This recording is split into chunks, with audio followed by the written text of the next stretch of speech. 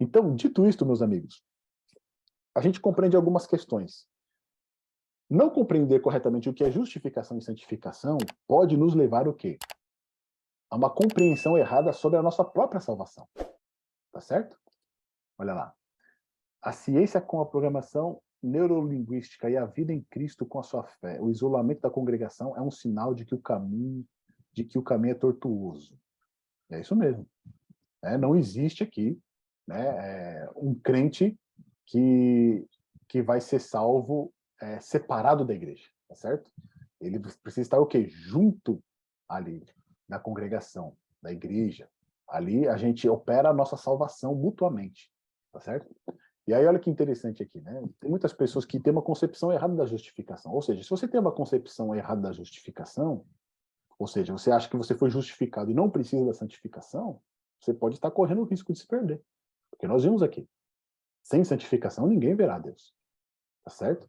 Por outro lado, também nós temos aqueles que se acham santos demais, porque acreditam que vivem uma vida de santificação, mas que ainda não passaram pela justificação. Ou seja, a vida deles é de cumprimentos, né, a normas, a regras, a leis, mas eles ainda nunca passaram pela situação de se enxergar como pecador, de se enxergar que precisam de alguém que pague o preço do pecado deles. Tá certo? E eu costumo dizer que esse é um risco, principalmente para pessoas que passaram a vida inteira dentro da igreja. Porque foram acostumadas, né, até os ritos, as práticas ali, as normas, as regras, né, e dessa maneira sempre estar cumprindo tudo, talvez nunca tenha passado por uma situação que, assim, eu preciso de um salvador, tá certo? Ou de se achar maligno o suficiente, ou de se achar mal o suficiente, ou perverso o suficiente, né? Passo uma vida inteira cumprindo algumas coisas, eu não sou tão mal assim. E aí perde de vista que precisa o quê? De um salvador, de um redentor, para que o coração e a mente seja transformada, seja renovada. Tá bom? Então, aqui uma das concepções que nós temos erradas a respeito da justificação, qual que é?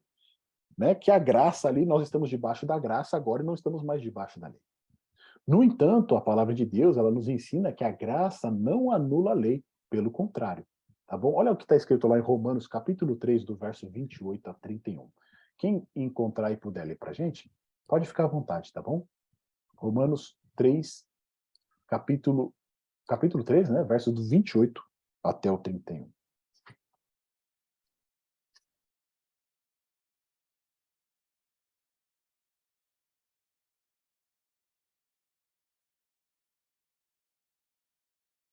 Lê para a gente, Petinho. Concluímos, pois, que o homem é justificado pela fé, independente das obras da lei. É porventura Deus somente dos judeus? Não o é também dos gentios? Sim, também dos gentios, visto que Deus é um só, o qual justificará por fé o circunciso e, mediante a fé, o incircunciso. Anulamos, pois, a fé pela lei?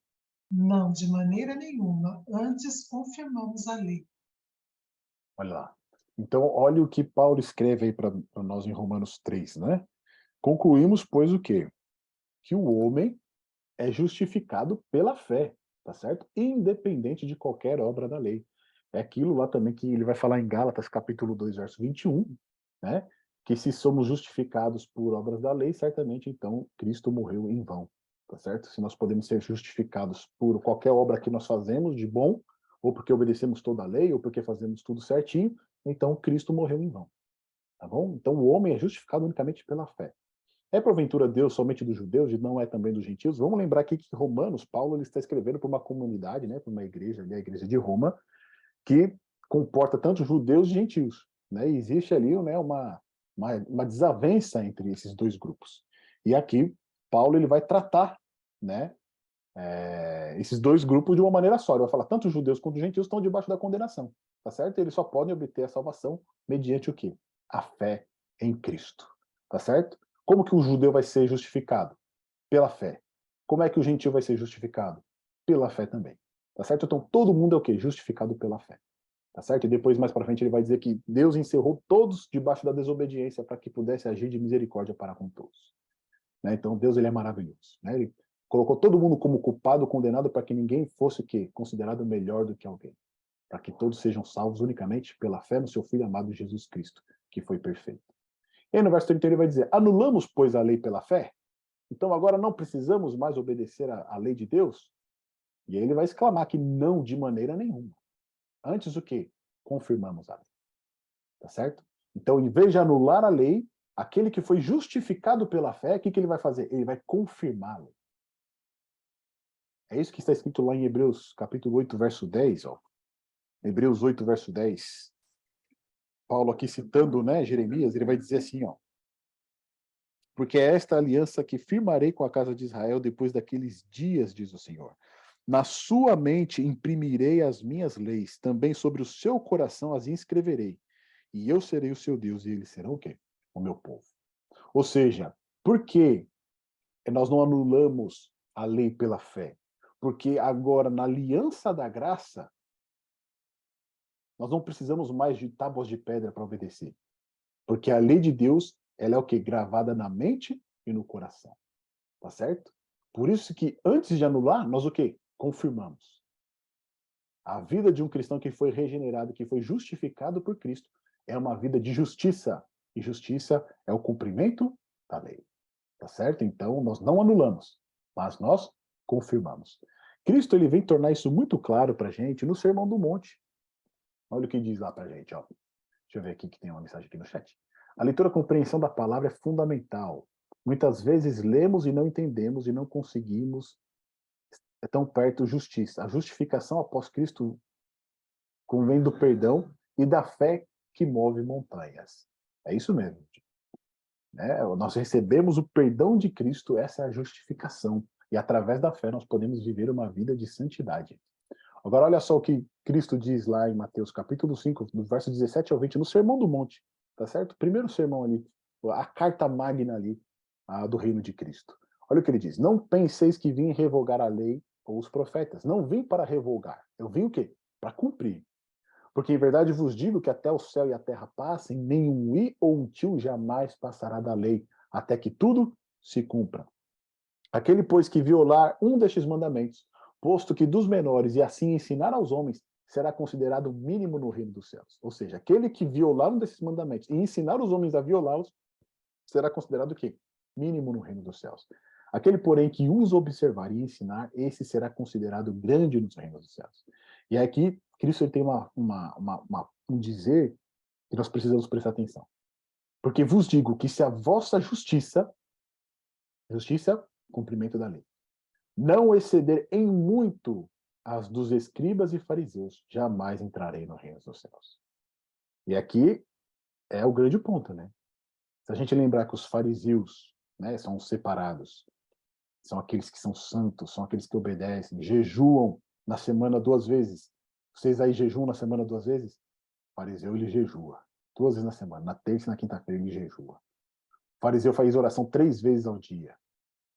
Nós fazemos aí oração 3 vezes ao dia, paramos ali e oramos. O fariseu faz isso. O fariseu, ele não carrega o peso no dia do sábado. Né? Se carregar um peso ali acima de 1 quilo, ele já está transgredindo o sábado. Ele não anda mais do que 5 quilômetros, 2 quilômetros no sábado. E aí, será que a nossa justiça excede a dos fariseus?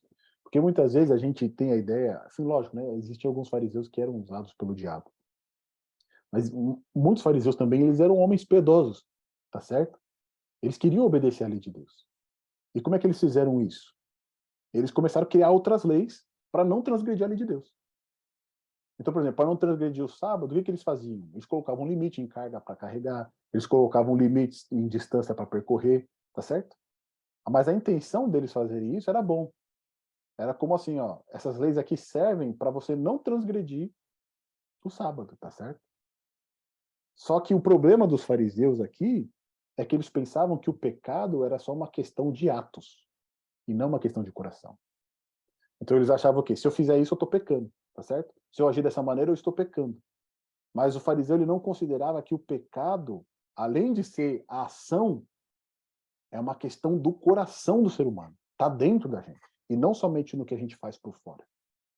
E é por isso que Cristo vai dizer que se a nossa justiça não exceder em muito as dos escribas e fariseus, nós jamais entraremos no reino do céu. Isso aqui assim, essas palavras de Cristo aqui, elas precisam ser dadas muita atenção. Porque muitas vezes a pessoa fala, estou debaixo da graça, estou debaixo da graça, estou debaixo da graça, não preciso fazer mais nada. Mas Cristo está falando que se a justiça dos discípulos dele não exceder a daquelas dos escribas e dos fariseus que cumpriam uma série de regras, o quê? Jamais vai entrar no reino dos céus. E quando ele fala jamais, é jamais mesmo, não adianta. Agora, o que Cristo está querendo dizer com isso? Né? Olha só. Depois ele continua. Nos versos 21 e 22 ele vai dizer, ouvistes o que foi dito aos antigos, não matarás. Aí o que ele diz? Eu, porém, vos digo que todo aquele que sem motivo se irá contra o seu irmão estará sujeito a julgamento. E quem proferir um insulto a seu irmão estará sujeito a julgamento de tribunal. E quem lhe chamar tolo estará sujeito ao inferno de fogo. Então o que ele está querendo dizer aqui? A lei, o pecado não é só o ato em si, tá certo? Você transgredir. Mas se o seu coração, você já tem a intenção disso, seu coração precisa ser transformado. A sua mente precisa ser transformada. Tá certo? Não é só não matar. Porque se você xingar o seu irmão, você já está pecando. Não é só matar. Mas se no seu coração você tiver o desejo de fazer algo contra o seu irmão, você já está pecando. Ou seja, o seu coração está com pecado, ele precisa ser transformado, ele precisa ser renovado. É isso que quer dizer que a justiça precisa exceder. Não é só questão de atos, mas é uma questão interior, uma renovação completa que precisa ocorrer na nossa vida. Tá certo? Depois ele vai dizer, ouviste que foi dito, não adulterarás. Eu, porém, vos digo, qualquer um que olhar para uma mulher com intenção impura no coração, já adulterou com ela. Cristo ele não vem para anular a lei, nem rebaixar a lei. Mas, pelo contrário, ele vem para exaltar a lei. Tá certo? Mas no lugar correto. Que é o quê? Não são apenas atos, mas é uma transformação de coração, de mente, de vida. Se você se concentrar apenas nos atos, é fácil você guardar a lei. É fácil. Se você se concentrar nos atos, não vou matar. O que é mais difícil? Você matar alguém ou você falar mal de uma pessoa? É lógico que é matar, tá certo? Então você fala, não mato, mas eu falo mal, mas eu estou cumprindo a lei, tá certo? Não, Cristo falou, não, tá errado. Porque se você fala mal do seu irmão, você já está matando ele. Se você fala alguma coisa contra o seu irmão, se você xinga ele, você já está matando ele. Se você tem cobiça, se você olha já cobiçando alguma coisa, você já está pecando. É essa justiça que precisa exceder. E aí olha que interessante, porque lá no final do Sermão do Monte, Cristo de novo ele vai abordar a questão da lei. Então ele começa com a lei e no final ele vai abordar de novo a questão da lei. Ele diz o seguinte, ó, nem todo que me diz Senhor, Senhor, entrará no reino dos céus, mas aquele que faz a vontade de meu Pai que estás nos céus. Muitos naquele dia hão de dizer-me, Senhor, Senhor, porventura não temos nós profetizado em seu nome, não fizemos muitos milagres. Então lhes direi explicitamente, nunca vos conheci, apartai-vos de mim os que praticais a iniquidade.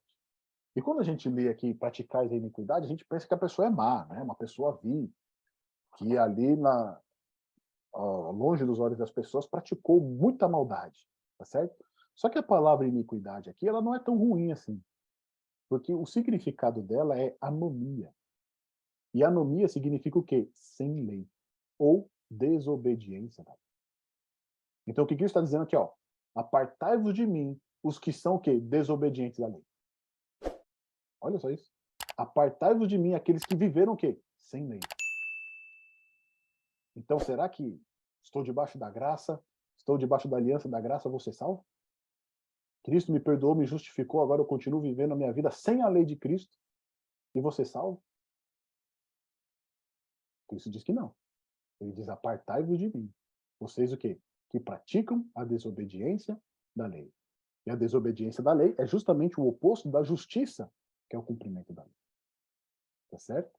Então, Cristo, ele veio também nos seus ensinamentos deixar claro que a justificação que ele traz não anula a lei. Mas antes, comunica poder para que o crente viva em justiça plena. Tá certo? Excedendo, né, a justiça dos fariseus. Tá certo? Que era o quê? De comportamento, de atos, de ritos. A justiça que Cristo nos dá é uma justiça que pela fé nós podemos obedecer, sim, mas não à letra da lei. e sim ao espírito da lei.